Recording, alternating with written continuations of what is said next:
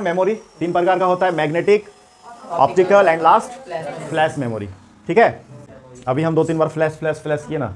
ठीक है, देखो मैग्नेटिक मेमोरी डेटा को मैग्नेटिक प्रभाव से, इफेक्ट से स्टोर करता है। इसका मेन एग्जांपल हो गया हार्ड डिस्क और magnetic tape. Magnetic tape memory का एग्जांपल हार्ड डिस्क और मैग्नेटिक टेप है। ठीक है, तो हार्ड डिस्क का तो पता ही है, ये टीबी में है अभी स्टोरेज, हाँ कैपेसिटी इसका।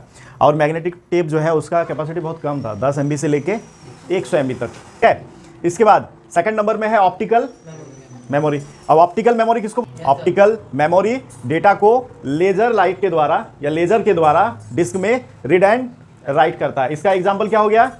सीडी। सीडी का full form compact disc. DVD का डिजिटल वीडियो डिस्क। इसका 2-3 गो है। ठीक है, और एक हो गया ब्लू रे डिस्क। ब्लू रे डिस्क, ब्लू रहता है पूरा एकदम। तो देखो जो सीडी है उसका कैपेसिटी रहता है 650 MB से लेके 700 MB तक। MB मतलब मेगा बाइट। देखो कहीं भी MB GB लिखा हुआ रहेगा, इसका मतलब ये नहीं है कि मेगा बाइट होगा।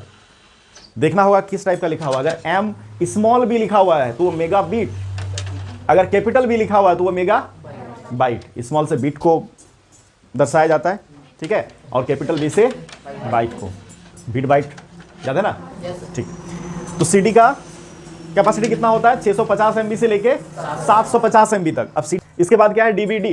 तो डीवीडी का साइज कितना होता है? 4.7 GB से लेके 8.5 GB तक। गीगाबाइट, सॉरी, ठीक है, गीगाबाइट समझ में आ गया ना?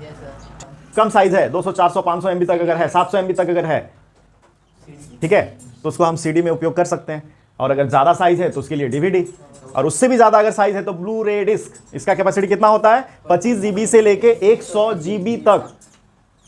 क्लियर है? तीनों डिस्क ही है, टाइप अलग, कैपेसिटी अलग। चलो ये हो गया। और तीसरा नंबर, पहला नंबर क्या था? मैग्नेटिक मेमोरी, दूसरा ऑप्टिकल मेमोरी, और तीसरा है फ्लैश मेमोरी, जिसका सबसे ज़्यादा यूज है अभी। ठीक है, देखो डेटा को इलेक्ट्रॉनिक चिप में स्टोर करता है। इसमें कोई मूविंग पार्ट्स नहीं होता है। मूविंग पार्ट्स मतलब घूमने वाला कुछ नहीं है, इसमें चिप है, उसी में लोड होता है। ठीक है, तो इसका एग्जांपल क्या हो गया? पेन ड्राइव, मेमोरी कार्ड हो गया, जो चिप बोलते हैं हम लोग, है ना? इसके बाद SSD, सॉलिड स्टेट ड्राइव।